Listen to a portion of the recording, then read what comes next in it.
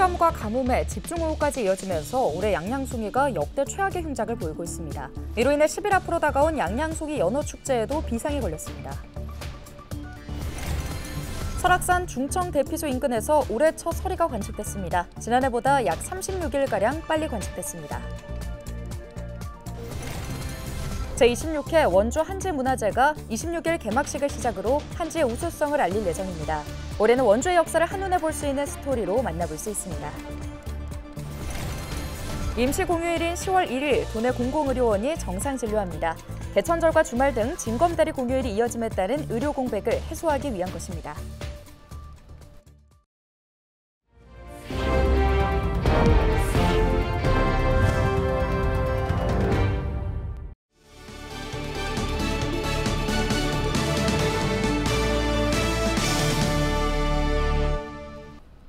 여러분 안녕하십니까? 헬로티비 뉴스입니다.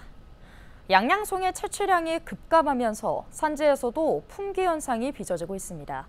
올해 송이 공판량은 지난해보다 무려 97%가 줄며 역대 최악의 흉작을 나타내고 있는데요. 다음 주 예정된 양양송이 연어축제에도 비상이 걸렸습니다. 보도에 최성식 기자입니다.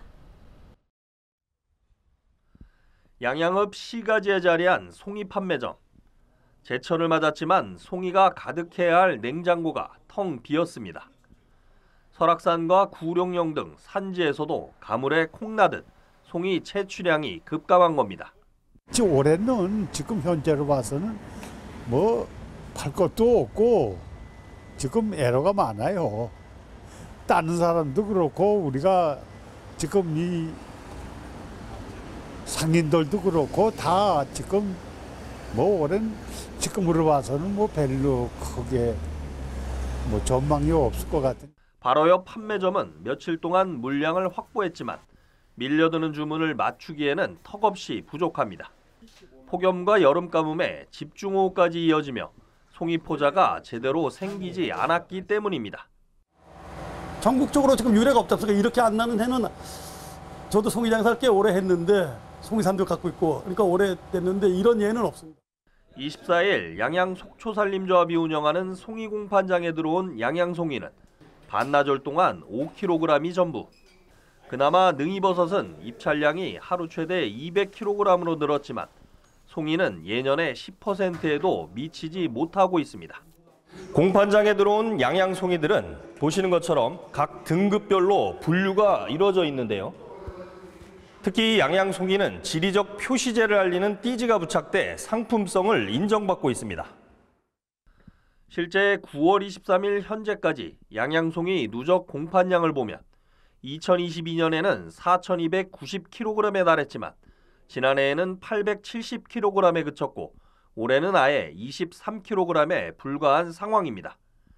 지난해와 비교하면 무려 97%가 급감한 겁니다. 공판 금액도 2022년에는 12억 원이 넘었지만 지난해에는 4억 6천만 원으로 줄었다가 올해는 1천만 원을 겨우 넘겼습니다. 사정이 이렇다 보니 10일 앞으로 다가온 올해 양양 송이연어 축제 개최에도 비상이 걸렸습니다. 주최 측은 송이 채취 체험을 중단하고 축제장에 송이를 맛볼 수 있는 시식 코너를 새로 마련하기로 했습니다. 사실 지금 송이 작황이 없다고 해서 송이 부스가 뭐 문을 닫고 그러는 거는 거의 없습니다. 저희는 최대한 축제 준비에 차질이 없도록 준비를 할 거고. 지난해 9월 23일까지 송이 공판이 이뤄진 지역은 양양과 인제를 비롯해 경북과 경남까지 모두 18곳. 하지만 올해는 양양과 강릉, 삼척 단 3곳으로 줄며 역대 최악의 흉작을 보이고 있습니다. 헬로티비 뉴스 최성식입니다. 제26회 원주 한지문화제가 26일 개막식을 시작으로 본격적인 행사를 시작합니다. 올해는 정부가 우리의 한지 문화를 유네스코 무형문화유산에 등재를 신청해 그 의미를 더하고 있는데요. 다양한 한지의 변화를 엿볼 수 있는 원주 한지문화제에 박건상 기자가 다녀왔습니다. 가야금을 뜯는 여인들, 사람 크기만한 관군까지 모두 우리의 전통 한지를 이용해 만든 인형들입니다.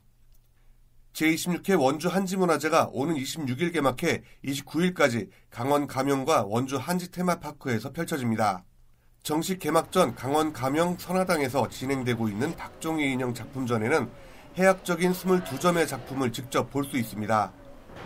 박종희 인형은 옛 추억과 우리 한지의 우수성을 엿볼 수 있는 기회입니다. 저는 이 닭종이 만드는 거를 직접 어렸을 때 보았거든요. 근데 이렇게 작품으로 탄생하니까 너무 멋있는 것 같아요.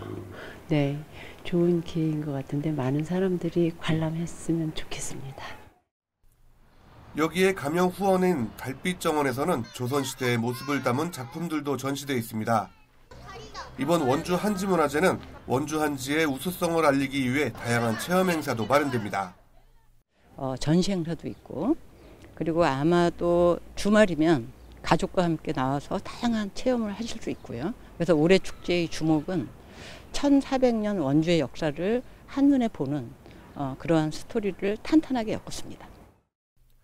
축제 기간 동안에는 한지마당에서 강원도 무형문화재 제32호 원주 한지장 장흥열 선생의 전통 한지뜨기 시연도 진행됩니다. 또 축제장을 수놓는 5,000개 이상의 한지 등은 개막식 이후 시민들에게 공개될 예정입니다. 특히 최근 정부가 우리 한지 문화를 유네스코 무형문화재 등재에 신청을 하면서 올해 원주문화재의 의미를 더하고 있습니다. 원주 한지문화제는 지난 2021년 문화체육관광부 예비축제와 대한민국 축제 30선, 지난해에는 문화체육관광부의 로컬 100선에 이름을 올렸습니다. 또 지난 2005년부터 진행해온 한지문화재단의 해외 한지문화제인 페이퍼로드도 올해까지 15회를 개최해 한지의 위상을 세계에 널리 알리고 있습니다. 헬로티비 뉴스 박관상입니다. 24일 오전 설악산의 최저기온이 6.5도까지 떨어지면서 올해 첫 서리가 관측됐습니다. 설악산 중청 대피소 인근에서 관측된 올해 첫 서리는 지난해에 비해 36일 빨리 관측된 것으로 기상청은 밝혔습니다. 강원지방기상청은 북쪽에 찬 공기가 내려오고 맑은 날씨에 바람도 많이 불지 않아 전체적으로 복사 냉각이 활발해지면서 서리가 빨랐던 것으로 분석했습니다. 임시 공휴일인 다음 달 1일 강원도 내 공공의료원이 정상 진료합니다. 강원특별자치도는 국군의 날인 다음 달 1일 원주와 강릉 등 도내 5개 공공의료원 모두 진료를 진행한다고 밝혔는데요. 이번 조치는 개천절과 주말 등 징검다리 공휴일이 이어짐에 따른 의료 공백 우려를 해소하기 위한 것입니다.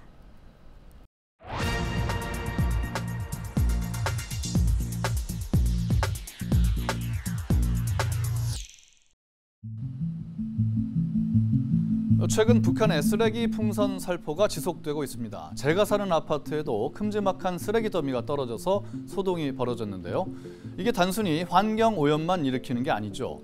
서울 경기 지역에서는 화재, 차량 손상, 건물 파손 피해가 발생했습니다. 국민은 당연히 불안하죠. 북한의 의도는 무엇일까요? 민간단체의 대북 전단지 살포를 견제하고 남남 갈등을 유발하려는 목적이 커 보입니다. 그만큼 대북 심리전에 따른 내부 동요를 두려워한다는 얘기죠. 북한의 치졸한 도발이 피해를 입히고 있지만 정부는 속수무책입니다. 마땅히 가해자인 북한에 피해 배상을 청구해야 하지만은 엉뚱하게 서울시 같은 지자체가 대신 피해 보상을 해주고 있습니다. 더 심각한 문제는 상상조차 하기 싫은 다음과 같은 상황입니다. 만약에 말입니다. 북한이 대형 풍선에 생화학 무기나 폭탄, 핵무기를 넣고 타이머를 활용해 의도한 시간과 위치에서 폭파시킨다면 어떻게 될까요? 7월 24일 쓰레기 풍선이 실제 용산 대통령실 청사에 떨어졌던 사건 기억하시나요? 대통령실은 물체 위험성이 없다고 밝혔지만 만일의 사태에 대비할 필요성은 과연 없는 걸까요? 임진왜란 전 일본을 방문한 사신 가운데 황윤길은 도요토미 히데요시가 조선을 침략할 계획이 있다고 보고했죠. 하지만 김성일은 일본의 군사 준비가 미흡하며 침략 의도도 없다고 보고했던 사실을 여기서 언급하면 지나친 우려일까요? 국가의 가장 큰 의무는 국민의 생명과 안전 보호입니다. 북한의 졸렬한 도발에도 철저히 대비해야 하는 이유입니다. 데스크의 눈이었습니다.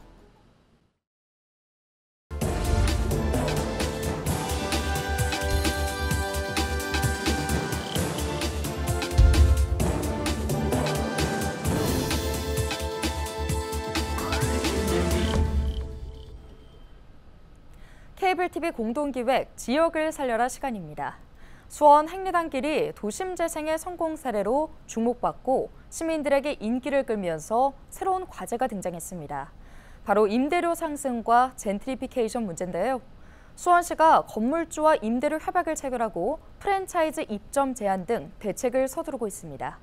지속 가능한 모델이 될 수 있을지 주목받고 있습니다. SK 브로드밴드 주하영 기자입니다. 수원 행리단길이 유명세를 얻으며 올라간 건 월세입니다. 오르는 월세를 감당하지 못해 문을 닫는 가게는 늘었습니다. 개성 있는 상점이 문을 닫고 프랜차이즈로 바뀌는 곳도 하나둘 생기고 있습니다. 사람들이 처음에는 막 그때 젊은 사람들 많이 끊으니까 전세 살고 들어왔다가 새를 또 비싸고 막상 해보고 또 생각보다 틀리고 하다 보면 못 견디고 가는 경우도 있고. 최근에는 개업한 점포보다 폐업하는 점포가 증가하는 추세입니다. 2021년 개업한 점포가 21개에서 2023년 18개로 꾸준합니다. 반면 폐업한 점포는 2021년 14개에서 2023년 36개로 2.6배나 늘었습니다. 개업 이후 영업을 지속하는 기간도 점점 짧아지고 있습니다. 점포 생존율이 눈에 띄게 떨어지고 있는 겁니다. 2021년에 1년 생존율 84, 2022년 56으로 뚝 떨어지더니 2023년 52까지 내려갑니다. 3년 생존율도 별반 다르지 않습니다. 2023년에 3년 생존율은 2021년에 절반 이하로 떨어집니다. 점포가 5년까지 생존하는 경우는 36%에 지나지 않습니다. 이에 수원시는 강력한 소상공인 보호 대책에 나섰습니다. 행리단길 상권을 지역 상생 구역으로 지정 추진하고 월세가 과도하게 상승하지 않도록 임대인, 상인들과 상생 협약을 체결했습니다. 행리단길 특색을 지키기 위해 대형 프랜차이즈의 입점도 제한하고 있습니다. 지역 상생 구역을 지정해서 과대한 임대료 상승을 막겠습니다. 지역상권 구성원 모두가 잘 살 수 있도록 특단의 대책을 마련하고 이행하기 위해서 지역상권 보호도시 수원을 선포했습니다. 동네가 뜨니 임대료는 폭등하고 원래 살던 사람들은 사라지는 상권 활성화의 딜레마. 수원시가 30여 년 동안 공들여 추진해온 화성 성역화 사업에도 새로운 과제로 등장하고 있습니다. BTV 뉴스 주하영입니다.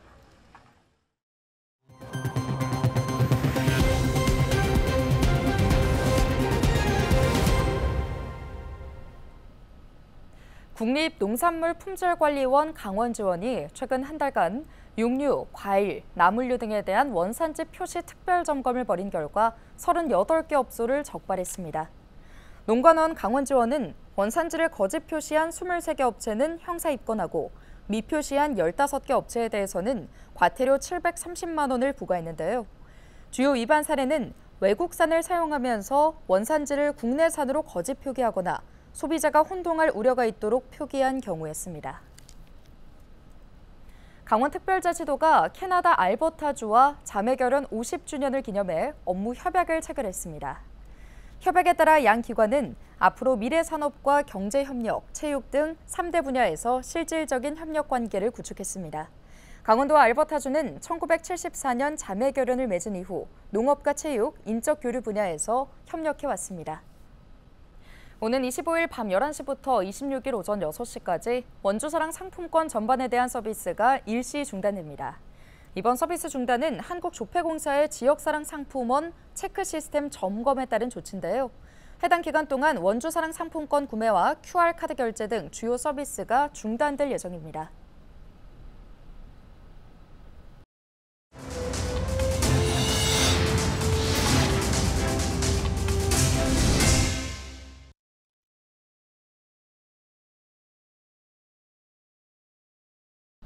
오늘 준비한 소식은 여기까지입니다. 함께해 주신 여러분 고맙습니다.